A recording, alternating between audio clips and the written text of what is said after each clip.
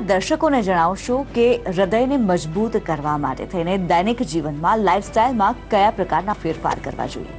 Okay, સૌથી પહેલાં તો હું એક ઉદાહરણ તમને આપવાનું વિચારીશ. આપણી ભૂમિ, ગુજરાતની ભૂમિ લોખંડી પુરુષોની ભૂમિ કહેવાય છે.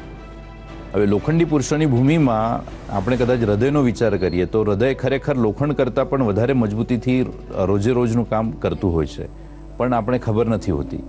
તો હવે એ લોખંડને હૃદયને મજબૂત કરવા માટે આપણે ખરેખર પ્રયત્નોની જરૂર પડે છે. એવું કહેવાય છે કે હૃદય રોજે રોજ ધબકતું રહે છે. આપણે સૂઈ જઈએ છીએ ત્યારે પણ એ પોતાનું કામ કરતું હોય છે. તો એની ઈચ્છા એવી જ હોય છે કે એને સતત વધારે કામ જો કરવું હોય તો આપણે ફિઝિકલી વધારે એક્ટિવ રહેવું જોઈએ. આપણે સમજો ફિઝિકલી એક્ટિવ વધારે રહીશું તો હૃદય પણ વધારે સારી રીતના કામ કરશે. હૃદયને જે જરૂર છે એ પોષક તત્વો આપણે બરાબર લેતા હોઈએ, સમય પર ડાયટ બરાબર લઈ શકતા હોઈએ, તો આપણે ખરેખર હૃદયને વધારે સારી રીતના મજબૂતી આપી શકીએ અને વધારે દીર્ઘાયુષ્ય આપણે જીવી શકીએ છીએ. તો અત્યારે જે આપણે કાર્યક્રમમાં શરૂઆતમાં પહેલો પ્રશ્ન જે પૂછેલો, દર 33 સેકન્ડે એક વ્યક્તિના મૃત્યુ થાય છે, તો આપણે ખરેખર એમાંથી બહાર નીકળી શકીએ.